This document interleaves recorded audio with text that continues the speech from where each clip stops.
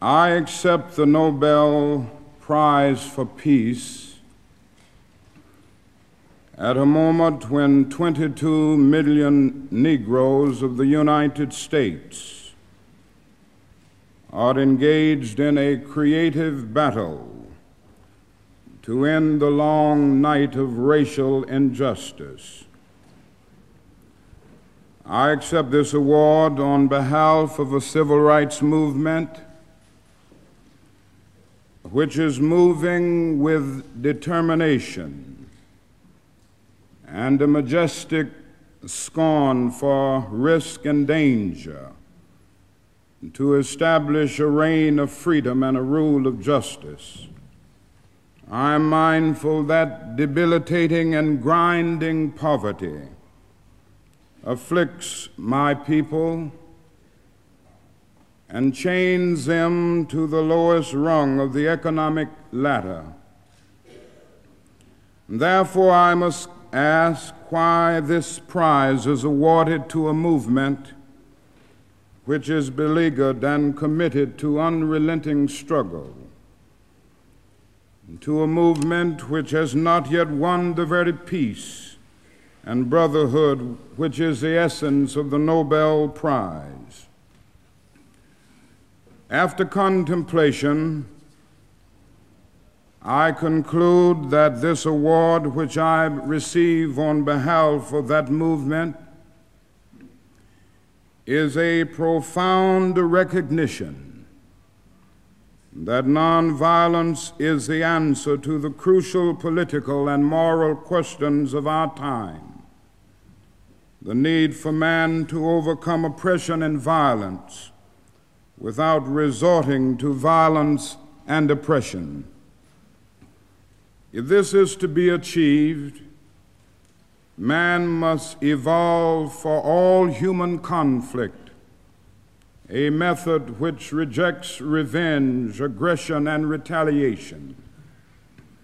The foundation of such a method is love. The tortuous road which has led from Montgomery, Alabama to Oslo bears witness to this truth. This is a road over which millions of Negroes are traveling to find a new sense of dignity.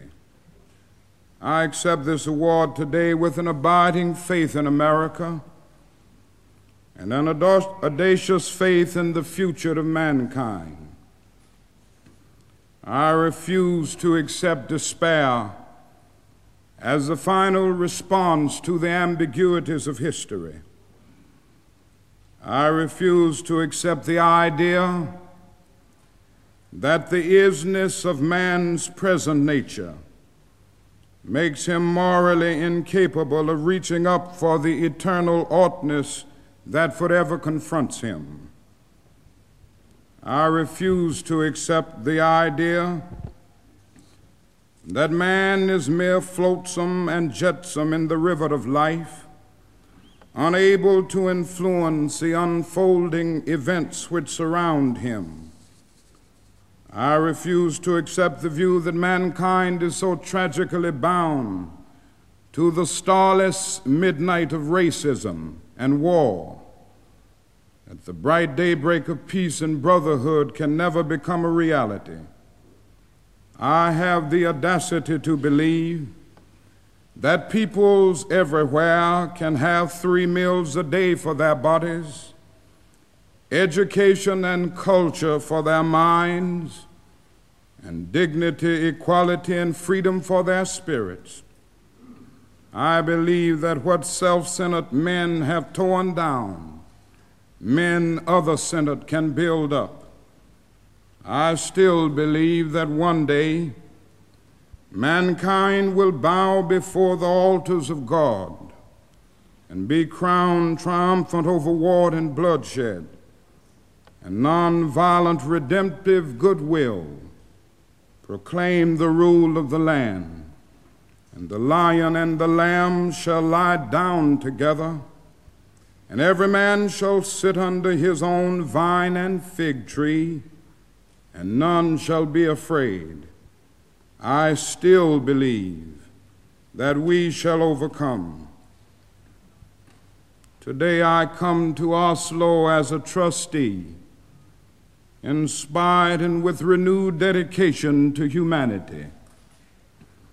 I accept this prize on behalf of all men who love peace and brotherhood.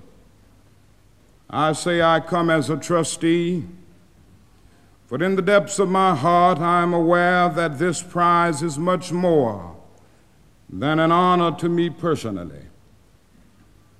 Every time I take a flight, I am always mindful of the many people who make a successful journey possible, the known pilots and the unknown ground crew.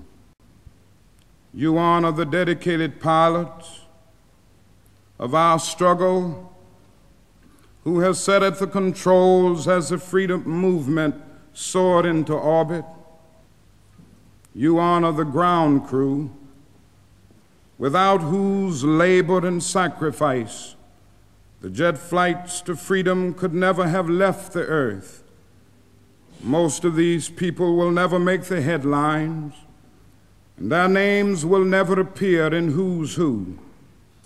Yet when years have rolled past, and when the blazing light of truth is focused on this marvelous age in which we live, men and women will know and children will be taught that we have a finer land, a better people, a more noble civilization, because these humble children of God were willing to suffer for righteousness' sake.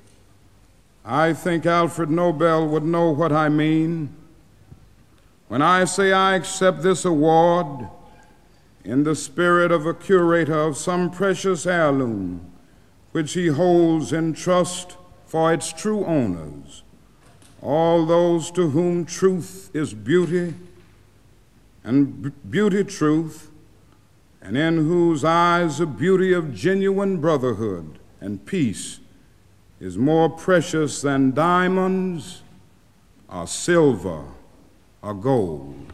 Thank you.